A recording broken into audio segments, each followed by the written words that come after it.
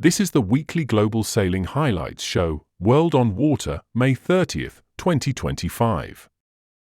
These videos have been published in the last 7 days, and the World on Water has been on YouTube weekly since 2008.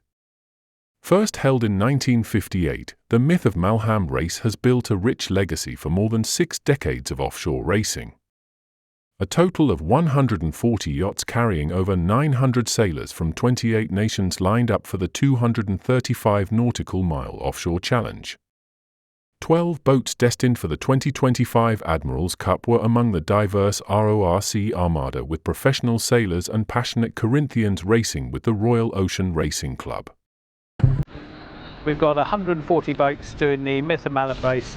The first 115 miles of that replicates the first part of the Fastnet race. We've also got a fair few of the Admiral's Cup boats using this race as their first bit of practice before the main event in July.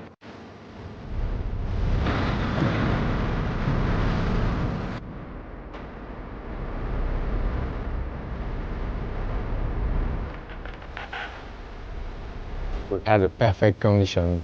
It was windy at the beginning, and for us it's the most important race to prepare the Fastnet. We can test the crew and we can test the material. We're 5 clipper boats. All of us skippers and mates kind of know each other, and there's a lot of banter, but when we're out in the water and we're racing, we want to race each other, so we all kind of want to win. But we're equal boats. It'll be interesting to see. It's going to be fun. The team that I'm doing it with is actually the team that I sailed around the world with a year and a half ago now. So we were Team Perseverance then on the clipper race, and now a bunch of us got together to do the Fastnet, which is obviously a dream for many of us. And now we're here to do the Myth of Malham as a qualifier.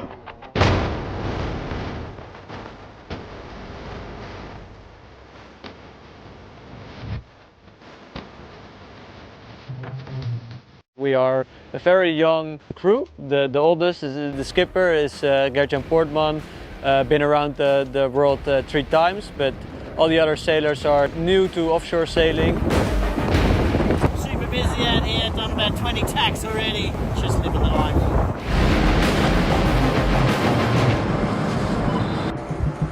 On board Long Courrier, we've just managed to pass Portland Hill with Jerry on the helm, and we're doing really well. We had a bit of tide against us, but now we've managed. It was tough conditions, and in the past we had some issues with the boat, and we made it stronger and made it better. We trained hard as a team, and we really proved to do a better job. And young guys, average age 23 years old, only on a big boat for 3 years, and to be doing this kind of offshore racing in these conditions is really, really impressive. It was quite difficult when we passed the start point. It was windy, wet, a lot of waves, so it was the hard part of this race, and we didn't break anything on board. On board Long Courrier, just after passing 1 hour ago Eddystone, and very satisfied to have this long run after a very, very difficult night. As a skipper with a crew full of people that do this for fun and are not necessarily professional daily racers, it's really important to stay focused, stay positive, keep a level head. Things will go wrong. It's sailing, something happens. I think the most important thing is at that moment to kind of like take a step back, relax, and figure out what the first step is, and kind of show that to the rest of the crew, and then they stay calm as well, and then you kind of work towards a solution. So we have a lovely sunset with a kite up, Portland Bill ahead of us, making great speed for the last couple hours because we also had the tide with us. It finishes in sight. We don't sleep really. When the crew is wet, you go inside the boat and stay 15 minutes on a berth, but you don't sleep really. Upwind, we stay on the rail, but we can sleep on the rail also. I slept half an hour at the end of the race. Yeah, we're really chuffed to be here on the dock as line honor winner from this year's Myth of Malham. We are class winner in ROC 0 against our Admiral's Cup competitors. Yes, they bailed out after the start. They weren't quite as ready as we are, but we see it as a strong point, you know. they have a bigger step to take, and we sailed an awesome race. Everything in one piece, good teamwork, and it's amazing to think about all the boats that are at the start line and you finish at first. I mean, that never really happens to us very often in big races like this, so we're really pleased. I'm very proud of my team. For many of us, it's the first time in such an event, so yeah, we are happy to take the line honors, and I think we can be quite proud about that. So we finished 7 o'clock in the morning. And now we're heading through the Needles, heading back to Portsmouth. For us, it's the preparation of the fastnet, so it's very important to come. It was perfect.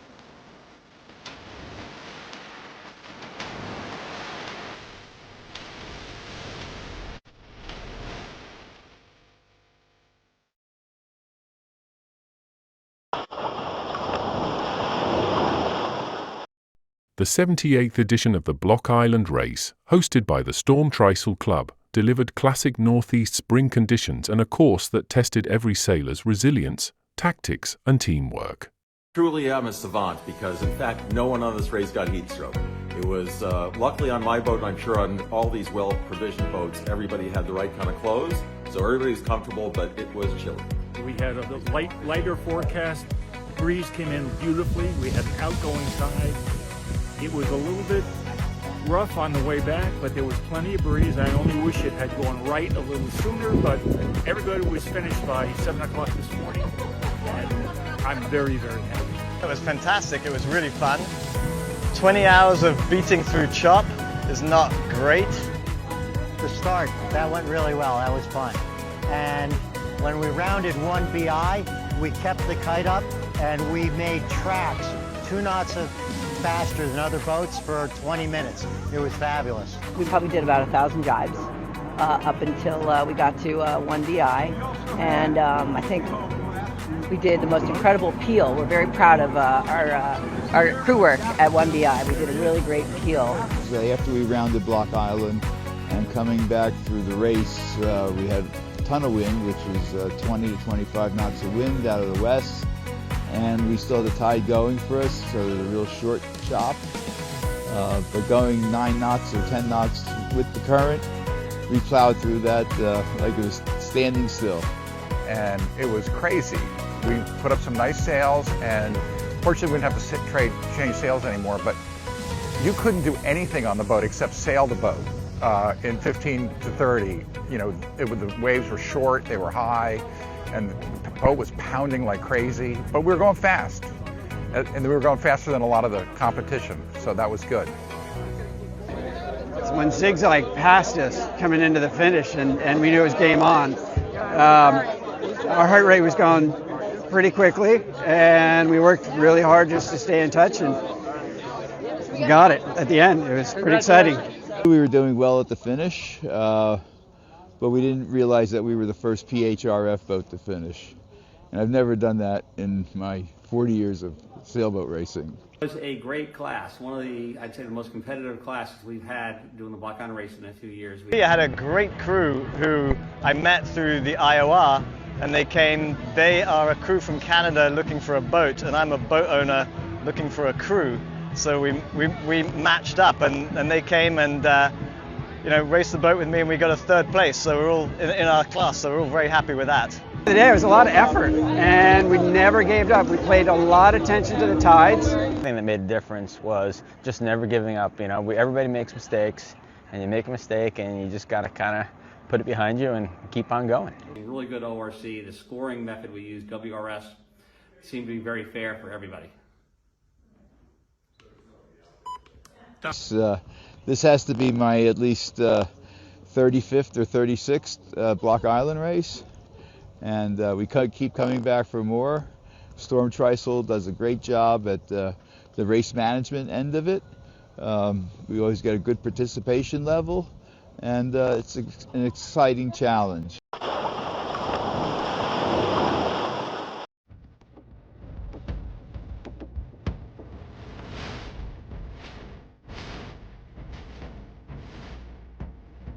C'est vraiment le grand prix des premières pour nous. D'abord de gagner une manche à la première régate de la saison, ça nous a fait très plaisir aussi parce que ça fait depuis qu'on a commencé en fait le TF qu'on courait après et on a senti qu'on naviguait bien. Pendant les entraînements on était assez au point, on manœuvrait bien et puis après on savait pas comment on allait pouvoir naviguer en flotte et finalement on a vu qu'on pouvait faire pas mal. Et ensuite on a été assez consistant pendant le week-end, ce qui était super, ça nous a permis de remporter le Grand Prix et c'est une surprise vraiment, mais en tout cas ça me fait vraiment plaisir.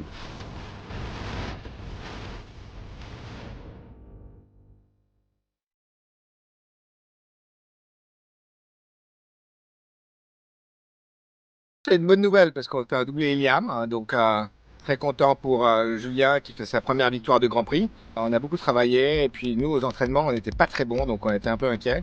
Et on est soulagé d'avoir fait un bon premier Grand Prix et de voir que le bateau fonctionne. On a un peu un nouvel équipage aussi. On a 2 nouveaux membres, Max Bachelin et son frère Jérémy qui sont top.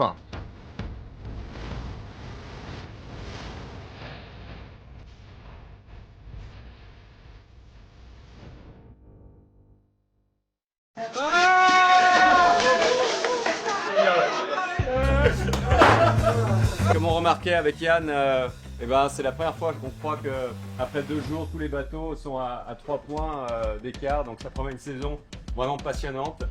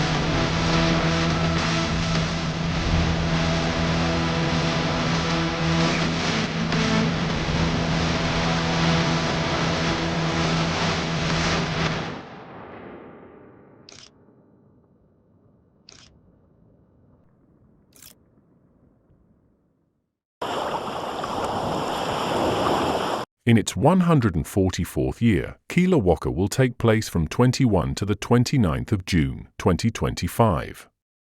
An extraordinary international atmosphere. It is one of the largest sailing events in the world. Regatta sailing at the highest level. Unbeatable class diversity. This is Kiel Week.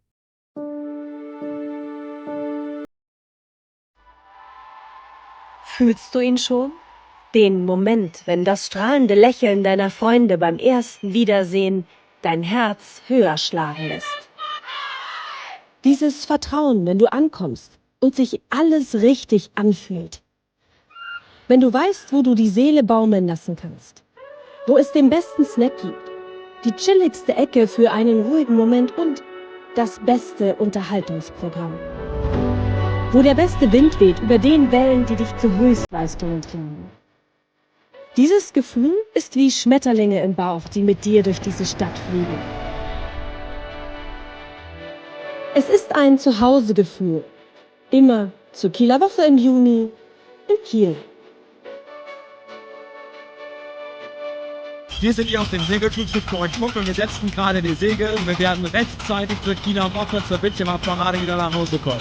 Nach Hause kommen zur Kieler Woche, das ist bei mir wirklich wörtlich zu nehmen, denn ich bin gebürtiger Kieler, freue mich wahnsinnig auf die Segelwettbewerbe. Wingfoil Racing dieses Jahr das erste Mal dabei am neuen Spot in Stein. Radio Bob, deine Cousine, Kiel, das gehört alles zusammen wie Fischbrötchen und Feiern und die Förde. Wir sehen uns, deine Cousine, auf der Radio Bob Bühne Kieler Woche dieses Jahr. Für mich ist es wortwörtlich nach Hause kommen. Ich habe zum ersten Mal auf der Kieler Woche mit meinen Eltern große Weltstars gesehen. Jetzt will ich da selber spielen und ich freue mich voll auf bekannte Gesichter und darauf mit euch zu rocken. Hey friends, this is Dion live from the studio here. I'm gonna be performing on the NDR stage. Gonna be a blast. Mwah.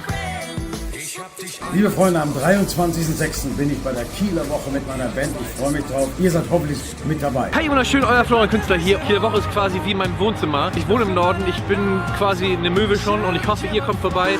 Uns hüpft das Herz bei dem Gedanken, euch alle wiederzusehen beim Tiffany-Familientreffen auf der NDR-Bühne bei unserer Kieler Woche. Hi, hier ist Ingo Pohlmann. Wenn der Sommer wäre, hätte ich ein Shirt an und würde ab auf die Kieler Woche und ich freue mich sehr. Vielen Dank für die Einladung. Wir spielen auf der Rathausbühne und freuen uns zu Dreck. Hi, ich bin Lotte und ich freue mich riesig auf die Kieler Woche dieses Jahr. Ich bringe Songs mit, die noch nicht mal draußen sind und freue mich einfach mit euch den Abend lang gute Musik zu machen und loszulassen.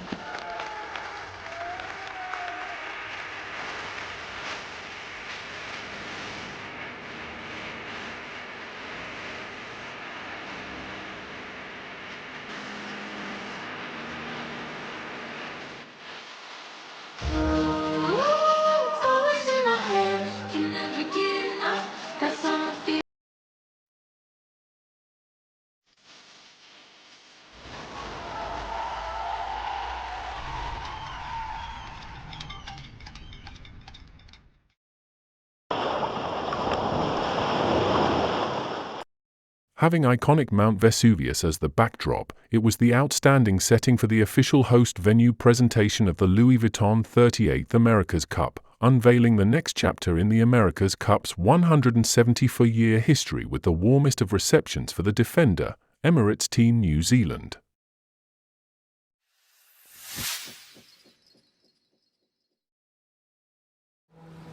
Beh, se questo è lo spettacolo che attende la 38esima America's Cup di Napoli, Capri sullo sfondo, Castel del Lobo, il Vesuvio, ci sarà da divertirsi.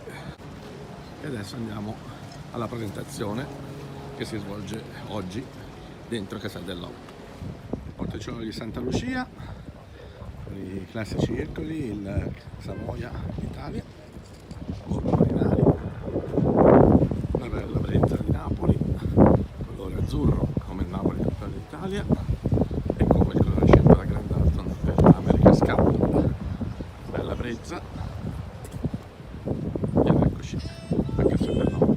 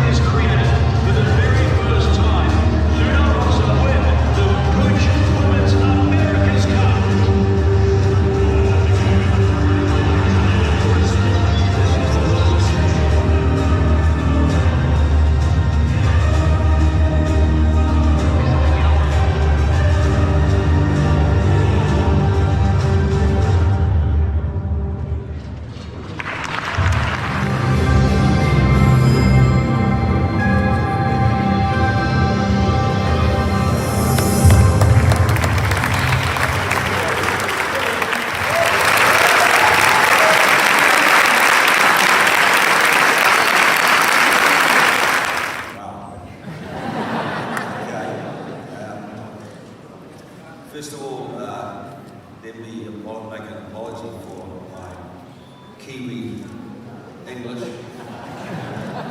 and not my Kiwi Italian. I will cure that, I promise. Minister Bodie, Mr. Mayor, first of all, Freddie. To someone else that's here today that I just want to acknowledge at this point, Katerina, who was head of the bid team in Athens, has come here today as well. I want to acknowledge her. And two instrumental ministers as well, not here today. Minister Giorgetti and Minister Foti, who have also been instrumental. So thank you to you. But first of all, I really want to acknowledge the Napoli football team.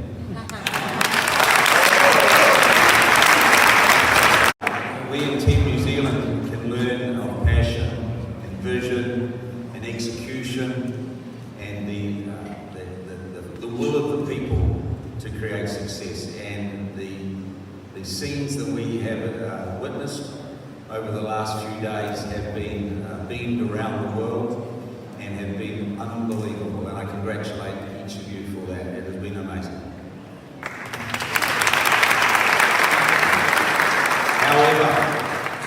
However, in 2 years from now, already the Louis Vuitton Cup will be being sailed in the Gulf of Naples.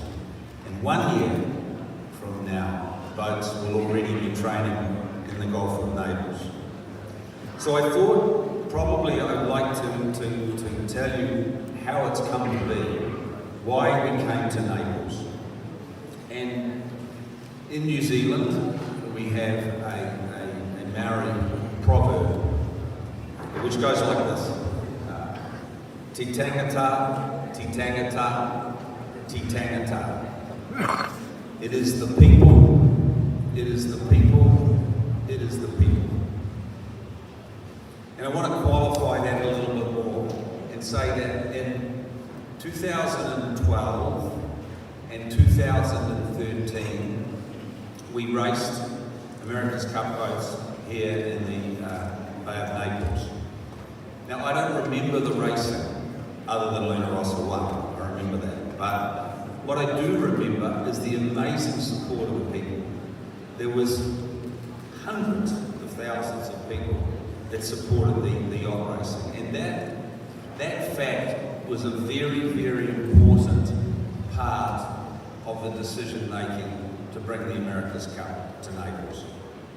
Another factor was that of all the press that is consumed around the world for the America's Cup, 25% of that press is consumed in Italy. Italy is the biggest market for the America's Cup in the world.